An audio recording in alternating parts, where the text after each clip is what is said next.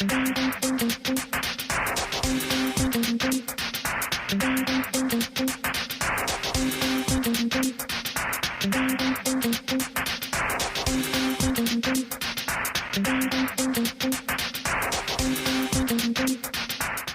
et fils, bienvenue dans l'émission Sur les courses. Nous entame cette semaine, la 23e journée, et l'incertitude qui peut planer avant l'apparition du programme officiel, surtout concernant litige l'écurie Gazeta versus MTC.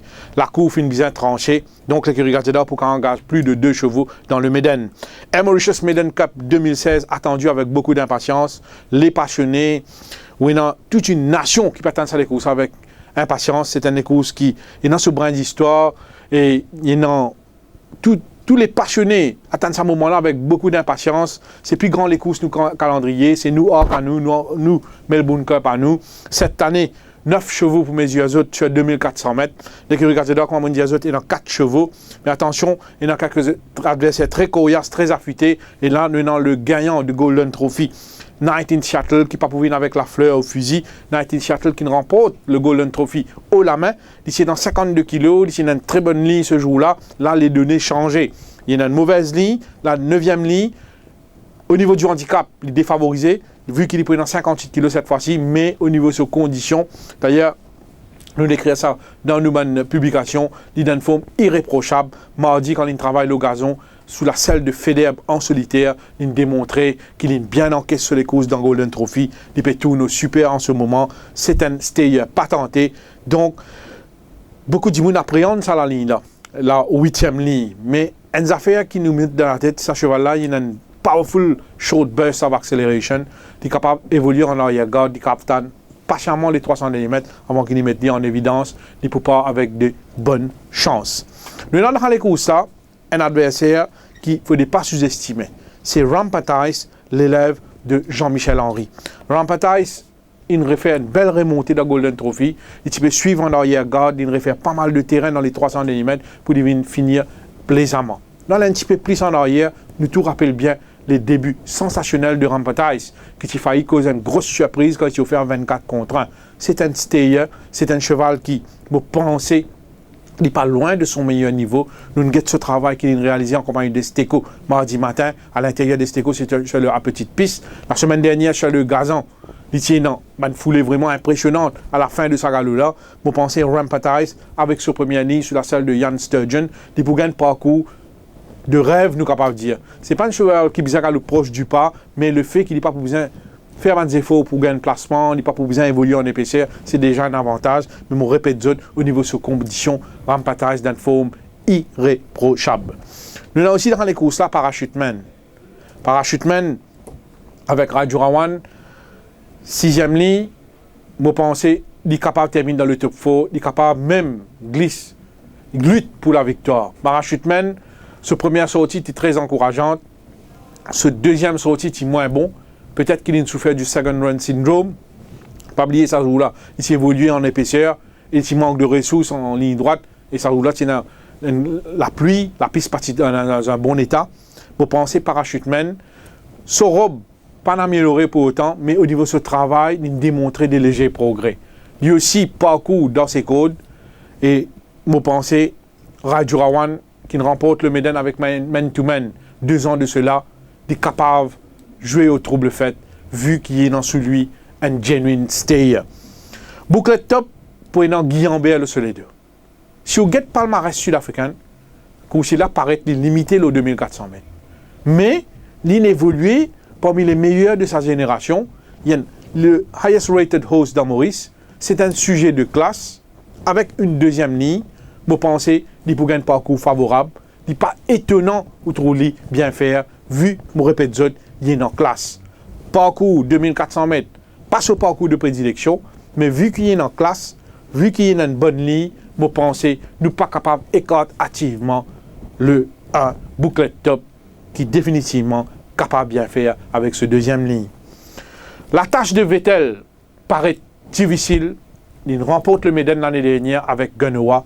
Il paraît qu'il a perdu sa forme. Il a un petit pépin de santé cette année, il passe pas de la fièvre. Il pas ça Vettel qui nous connaît là, il paraît qu'il en baisse. Ça c'est mon opinion personnelle, pour penser qu'il se tâche difficile. Le 2 Ball Inspiration, c'est un cheval très courageux, c'est un sujet de classe, qui pas démérité dans Golden Trophy, il courbe les chines uniquement dans les 150 derniers mètres. 2400 mètres, pas nécessairement à son avantage, peut-être si vous préférez 2000 mètres, il peut essayer à le devant, essayer de pied sur mon adversaire.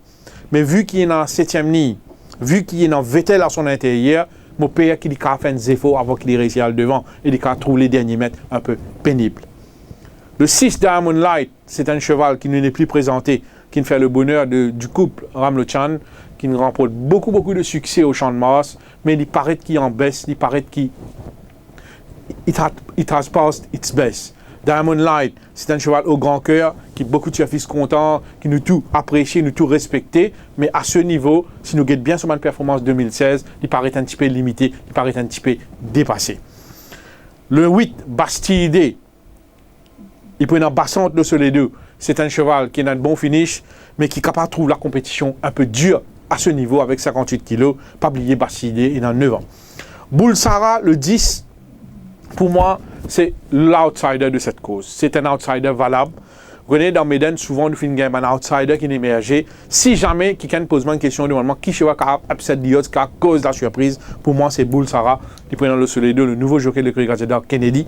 Moi, mon pensée, c'est un cheval qui pourrait dans les 2400 mètres carrément dans les jambes. C'est un cheval qui n'est pas fatigué, ça en est là.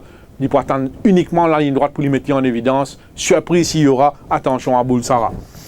Point top 4, on peut dire Night in Seattle, Rampant-Eyes, Parachuteman et Booklet Top, et mon outsider, un cheval qui a upset the odds, Bull Sarah, qui me peut dire pas activement. Nous dirigeons vers la première course de cette 23e journée sur 1850 mètres. Please to go us, pour Dinesh Soufoul sur les deux cette fois-ci.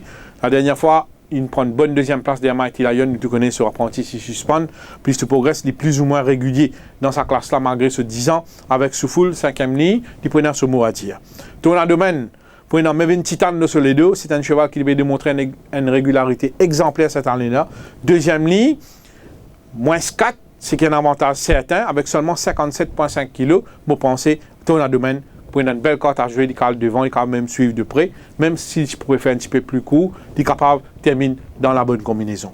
Pour inclure dans le top 4 Ravatak qui paraît déclassé à ce niveau, malgré ce 62 kg, on dit pas activement Ravatak qui donne une forme très appréciable.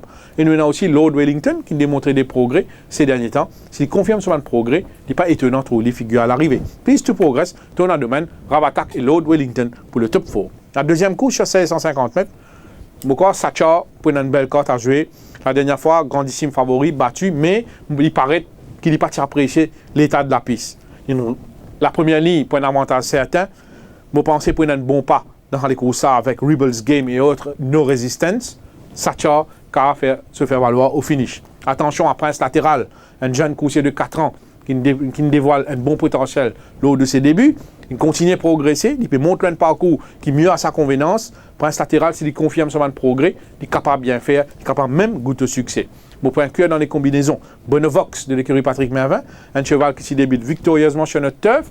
À sa deuxième sortie, il n'est pas démérité, il est parti fini loin du vainqueur, même s'il est sorti 4e.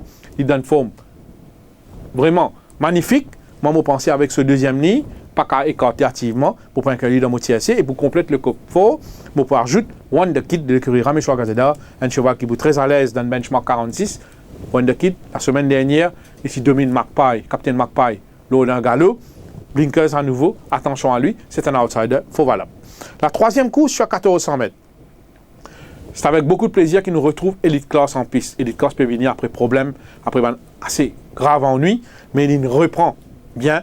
Il bien travaille, son entraîneur montre bien patient à son égard, il réalise un trial satisfaisant, sous conditions physiques bon, l'eau se fraîcheur, bon pas pour écarter, bon pour inclure dans une combinaison. Nous avons aussi dans les courses à Forward Drive, le gris de l'écurie Pedro, qui démontré des progrès lors de sa dernière tentative avec le pot des Blinkers. S'il confirme ça un progrès-là, attention à Forward Drive.